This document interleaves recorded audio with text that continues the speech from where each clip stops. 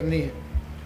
हम सब जानते हैं कि विधायिका का राष्ट्र या किसी भी राज्य के विकास में एक बहुत विशेष योगदान और भूमिका रहती है। चाहे उसके अंदर नीतियों के ऊपर चर्चा करने की बात है, चाहे कानून बनाने की बात है, चाहे बजट पास करने की बात है, उस पर चर्चा की बात है, या खर्चों की समीक्षा की बात है।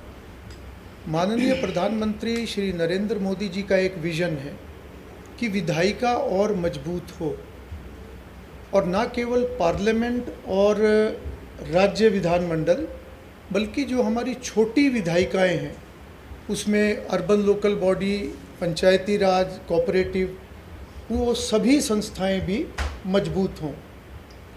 और प्रधानमंत्री जी का जो एक विज़न है, एक देश एक विधायिका, वन नेशन वन लेजिस्लेशन, उसके ऊपर पार्लियामेंट बहुत एक्टिवली काम कर रहा है।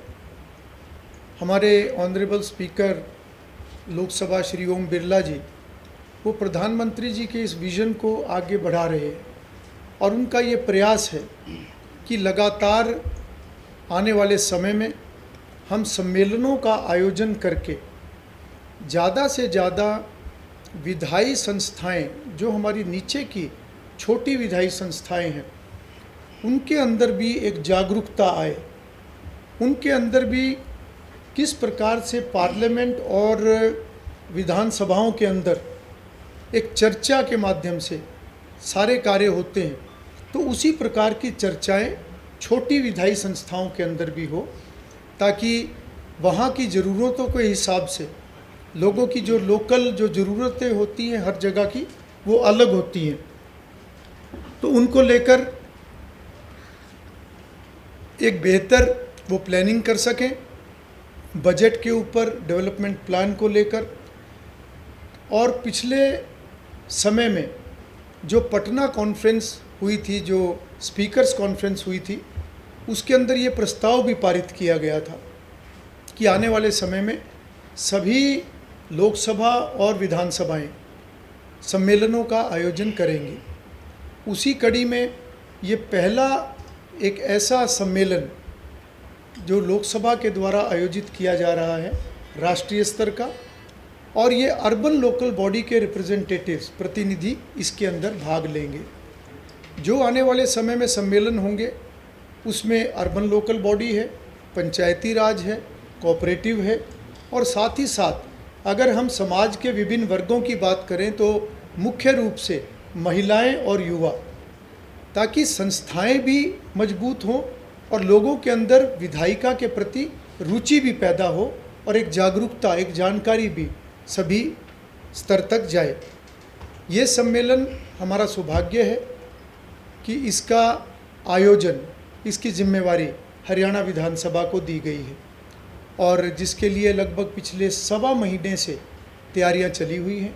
अभी तक लगभग 12 के करीब बैठकें हो चुकी हैं अलग अलग स्तर पर, और इन बैठकों में लोकसभा, हरियाणा विधानसभा, हरियाणा सरकार, जिला प्रशासन और पब्लिक रिलेशन डिपार्टमेंट, ये सभी बहुत एक्टिवली इसमें भाग ले रहे हैं। ये सम्मेलन 3 और 4 जुलाई को गुरुग्राम में मानेसर के अंदर इसका आयोजन किया जाएगा। वहाँ पर एक बहुत बड़ा सेंटर है ICAT के नाम से, जो कि सेंट्रल गवर्नमेंट का है। वहाँ पर इसका आयोजन किया जाएगा, और पूरे देश भर से सभी जो अर्बन लोकल बॉडीज़ है, चाहे वो नगर निगम है, नगर परिषद है, नगर पालिकाएँ हैं, हर राज्य और यूटी से डेलीगेट्स वहाँ पर आएंगे, और लगभग 500 से 550 डेलीगेट्स का इसके अंदर हिस्सा लेने की संभावना है, जो अगले 1-2 दिन में फिगर वो फाइनल हो जाएगा। उनके ठहरने की व्यवस्था भी हरियाणा द्वारा पूरी की गई है गुरुग्राम मानेसर के अंदर। और 2 दिवसीय इस कार्यक्रम में जो शुरू का जो सेशन होगा, इसका जो शुभारंभ होगा वो माननीय लोकसभा अध्यक्ष श्री ओम बिरला जी करेंगे।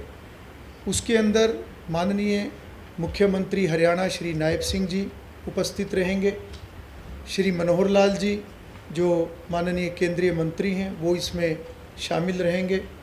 और उसके साथ साथ 4 तारीख को जब इसका समापन होगा तो समापन सत्र में राज्यसभा के डिप्टी चेयरमैन श्री हरिवंश और हरियाणा के महामहिम राज्यपाल श्री बंडारू दत्तात्रेय जी वो उसके अंदर शामिल रहेंगे। और 3 तारीख को शाम को एक सांस्कृतिक कार्यक्रम का आयोजन किया जाएगा, क्योंकि पूरे देश भर से डेलीगेट आएंगे, हर राज्य से डेलीगेट आएंगे, तो हरियाणा की संस्कृति उससे वो रूबरू हों, उस नाते से एक सांस्कृतिक कार्यक्रम का भी आयोजन किया गया है।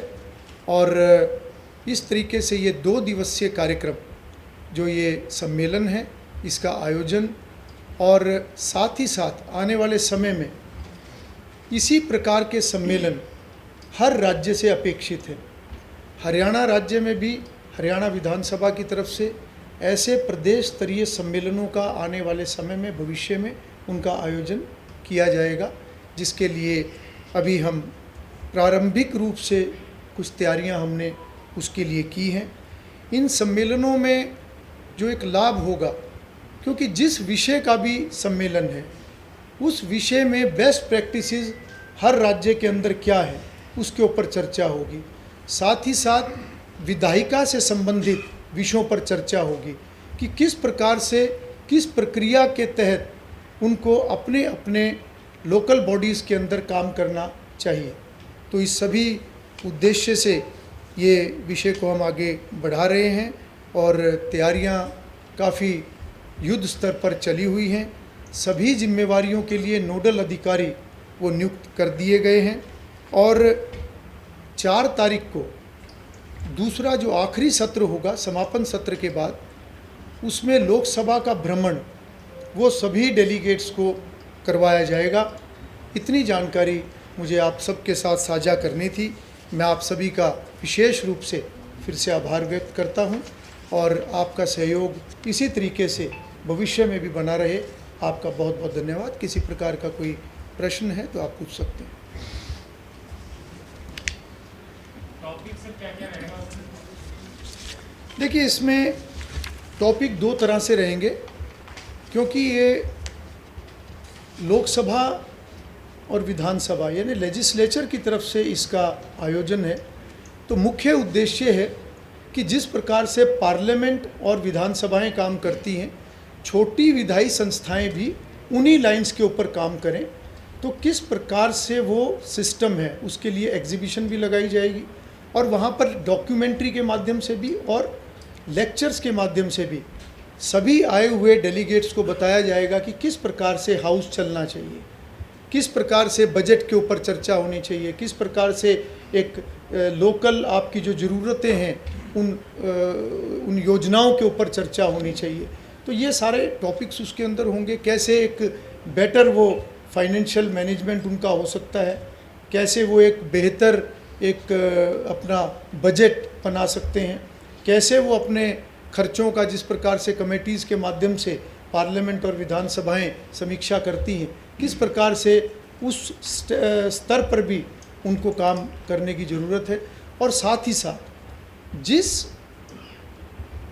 वर्ग का ये सम्मेलन रहेगा, जैसे ये अर्बन लोकल बॉडी का है, तो अर्बन लोकल बॉडी से जुड़ी हुई बहुत सारे विषय इसके अंदर लिए गए हैं। चाहे वो स्वच्छता की बात है, चाहे वो बेटर प्लानिंग की बात है, चाहे वो कचरा प्रबंधन की बात है, चाहे वो स्मार्ट प्रोजेक्ट्स की बात है, चाहे वो एक डिजिटाइजेशन को बढ़ावा देने की बात है। ऐसे सभी विषय, और उसमें लोकसभा के माध्यम से सभी राज्यों से जो उनकी अच्छी प्रैक्टिसेस है, जो वहाँ पर उन्होंने अडॉप्ट की है, वो भी बुलाई गई हैं और उसमें शॉर्ट लिस्ट करके वो भी वहाँ पे दिखाई जाएंगी, ताकि हर राज्य में क्या अच्छा इस प्रकार का कार्य है वो बाकी राज्य भी उसको देखें और उसको अडॉप्ट कर सकें।